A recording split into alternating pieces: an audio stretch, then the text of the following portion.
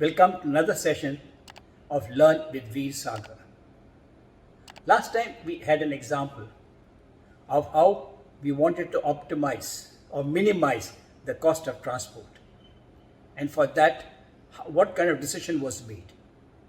What kind of model was made? I'm going to continue in that and now talk about the other end. Once the goods reach a depot, then how do you optimize the storage so that the space utilized to its best? So here the objective function, that what you wanted to optimize was utilization of space. So how do you utilize the space? How do you measure utilization of space? So this is which is a major challenge, to think of how to take a decision which says, how do we know that when we have taken a decision, the solution is actually utilizing the space to the maximum? So what is it that we want to measure? After a lot of thought, we said we will measure the distance a product travels, whether it's a tire or a tube or a rim or a V-belt, whatever Dunlop product, from the time it comes from the factory to the depot. That means the truck reaches the unloading bay. Time is unloaded till the time it goes again to the loading bay, where it's loaded to go to the end customer. So minimize that distance the tire has to travel. And when you sum up, that all the products that travel have to be the minimum. So store them in such a way that the sum total of any travel over a given time is a minimum. Sounds, exotic. How do you actually do that?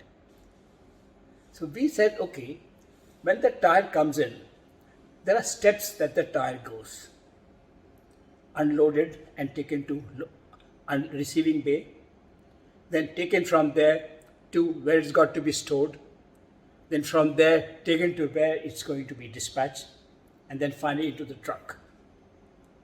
So we designed a model which says the distance which travels on each of these steps, the sum of that should be minimum for each item. And then we add up the entire bulk of items, that should be the minimum for the whole branch. We did that.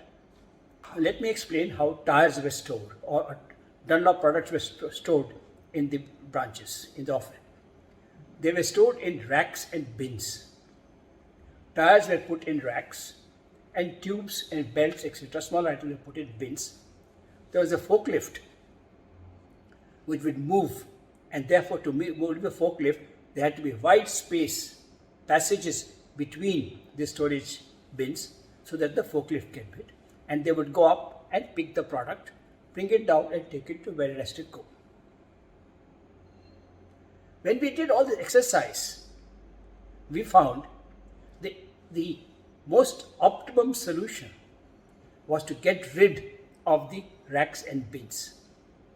Because when the tires were being taken up, right, it's going to racks, up to the rack, there was a movement, vertical, movement down, again down, horizontal, vertical, and then says the passages were big, right? There was a lot of space used for traveling. So we said, no. The solution came that remove all the racks and bins and store the products on the ground, except those small items like tubes and V-belts and fan belts. They go in the bin more for convenience of storage than for minimizing. And they were comparatively slower moving items, and they took less space. Once we did this, it came as a shock to the organization. No racks and bins? How can that be? Impossible. So it was asked to actually demonstrate it. And we physically demonstrated in the Calcutta office. And they found, yes, it's true, that when you store tires and you store them just to the height so that a man can pull it down, no steps, no forklifts, because if you go up on a forklift, there's a time taken for the forklift to come, right? Time for the thing to go up to the rack and for it to be picked up, put in the thing and brought down. None of these, a man could do it very fast. And the way we stored was all the fast moving items in the front row, the less moving second row, and the slow moving in the third row.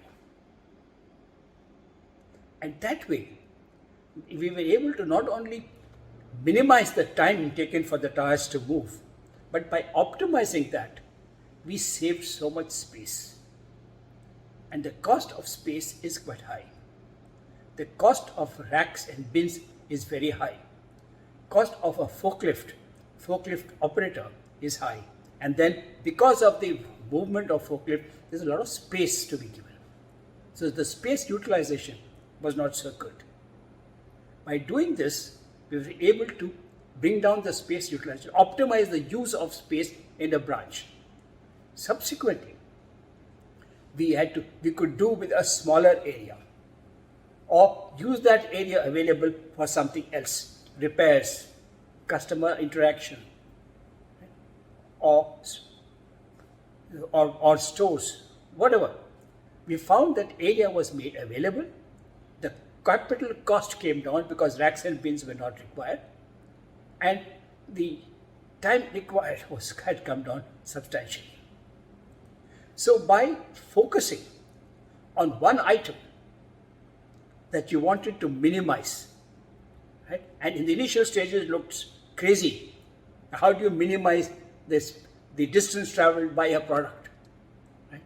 I mean, nobody looked up that in a store. The challenge here is to think of the right model.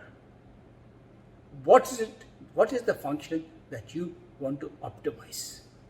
Once you've got that, there are mathematical techniques available for solving the equations. So apply all your mind, all your thought process in what is it that you want to optimize. And once you're clear about that, decision making becomes very easy. So with that, it's Veer Sagar saying thank you very much. But again, as usual, a reminder, please like it, so subscribe and share. And please send me comments and suggestions for more talks. Thank you very much. Goodbye.